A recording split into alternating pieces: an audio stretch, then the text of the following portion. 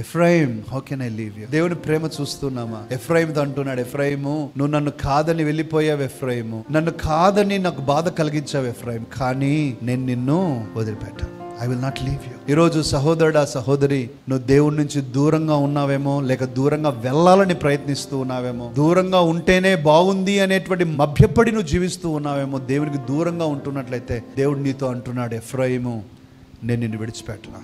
దేవుడు నిన్ను ఇంకా ప్రేమిస్తూ ఉన్నాడు. నాకెంతో నీ మీద కోపం ఉంది, నీ మీద తీర్పు తీర్చాలని, నిన్ను ఎంతో చేయాలని ఉంది, కానీ నేను చేయను. I will not do it.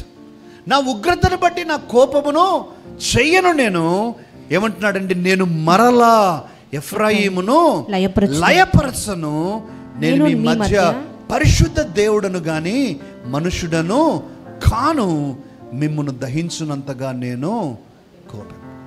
దేవుని ఓపికను పరీక్షిస్తూ ఉన్నారా? ఎంత మంచి మాట రాస్తుంది, ఎఫ్రాయిము నేను నిన్ను ఎట్లా విడిచిపెడతా. ఈరోజు కొంతమందితో దేవుడు ఇదే మాట అంటూ, నా కుమారుడా, నా కుమార్తె, నేను నిన్ను ఎట్లా విడిచిపెడతా, నేను విడిచిపెట్ట. ఇర్మియా గ్రంథంలోకి రండి, ఏమంటున్నాడు చూడండి దేవుడు. ఎఫ్రాయిము గురించి నా కడుపులో వేదన ఉన్నది, అతని జ్ఞాపకము నన్ను విడవకున్నది. How can I live without Ephraim? సహోదరుడా, సహోదరి, ఈరోజు నీ గురించే దేవుడి మాటలు మాట్లాడుతున్నాడా? దేవుడు నీతో అంటూ ఉన్నాడు, నీ జ్ఞాపకము నన్ను విడవకున్నది, నీ గురించి నేను వేదన పడుతూ ఉన్నాను, నువ్వు దూరం వెళ్ళబాకు, నా దగ్గరికి తిరిగిరా. ప్రియులరా, కొన్నిసార్లు దేవుని రాజ్యంలో ఉన్నటువంటి ఒక భయంకరమైన పరిస్థితి ఇదే. ప్రారంభంలో చాలా బాగుంటారు, ఆత్మీయంగా ఎదిగినంత వరకు బాగుంటారు, ఎదగటానికి చాలా బాగుంటారు, ఎదగటానికి తృష్ణ ఉంటుంది, ఆశ ఉంటుంది.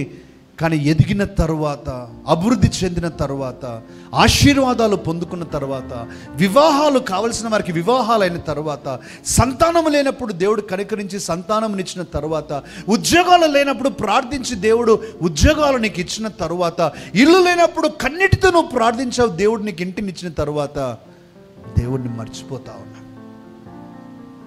దేవుడిని మర్చిపోతా, ఏమి ఎరగనట్టుగా, దేవుడు ఏమి చెయ్యనట్టుగా, మనం సాధించుకున్నవన్నీ మన సామర్థ్యం ద్వారా సాధించుకుంటాం అన్నట్టుగా దేవుణ్ణి ప్రక్కకు పెట్టేశాం. దేవుడు అంటున్నాడు, నీ జ్ఞాపకము నన్ను విడవకున్నది ఎఫ్రాయిము, నీ గురించి నా కడుపులో వేదన ఉన్నది.